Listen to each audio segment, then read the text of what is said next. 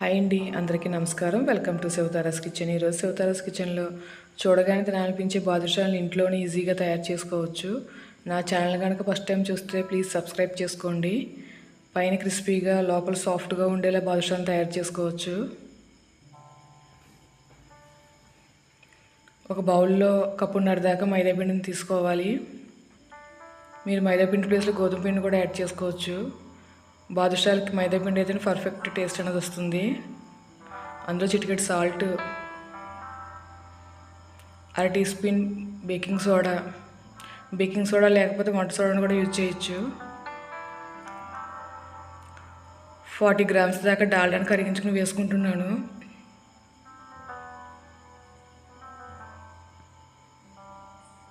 ఒక స్పూన్ పెరుగు, పిండికి పట్టేలా ఈ మిశ్రమాన్ని బాగా కలుపుకోవాలి. ఇలా చేతితో నొక్కితే ముద్ద కింద అవ్వాలి, అప్పుడే బాదుషాలు పర్ఫెక్ట్గా వస్తాయి. కొద్దిగా వాటర్ యాడ్ చేసుకుంటూ పిండిని చపాతీ పిండి కన్నా సాఫ్ట్గా కలుపుకోవాలి.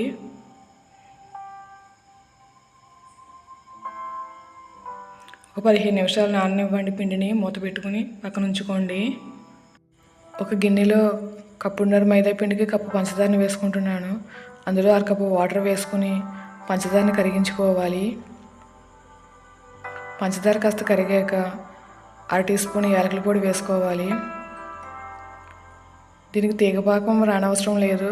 వేళ్ళ మధ్యన అలా జిగురుగా స్టిక్కీగా ఉంటే సరిపోతుంది.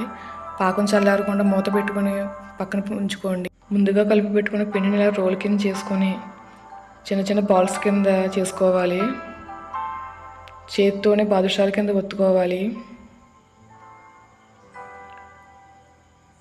వాటి మధ్యలో వేళ్ళతో ఇలా హోల్ కింద చేసుకోవాలి రెండు వైపులని. ఇలా అన్నిటిని బాదుషాల కింద చేసుకుని పక్కన ఉంచుకోవాలి.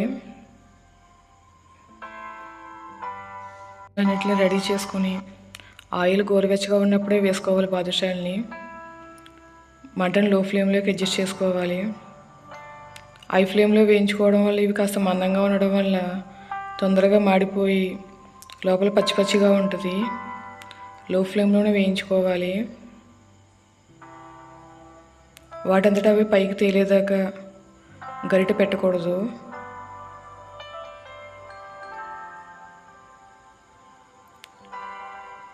ఇప్పుడు గరిటెతో రెండు వైపులు టర్న్ చేసుకోవాలి. ఇలా గోల్డెన్ కలర్లో ఫ్రై అయ్యాక ఆయిల్ నుంచి తీసేసుకోవాలి బాదుషాలని.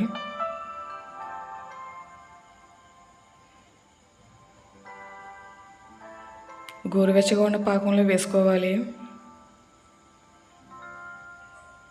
బాదుషాలను రెండు వైపులు టర్న్ చేసుకోవాలి అన్నిటిని.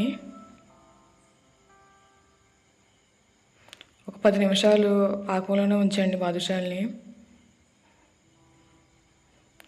మిగిలిన బాదుషాలని కూడా ఆయిల్ మళ్ళీ కాస్త చల్లారాక వేసుకోవాలి.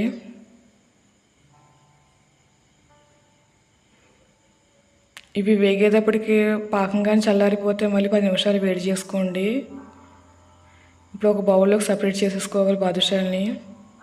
అంతేనండి, ఎంతో టేస్టీగా ఉండే బాదుషాలు రెడీ. ఈ వీడియో కనుక మీకు నచ్చితే ఒక లైక్ చేయండి, షేర్ చేయండి, సబ్స్క్రైబ్ చేసుకోండి.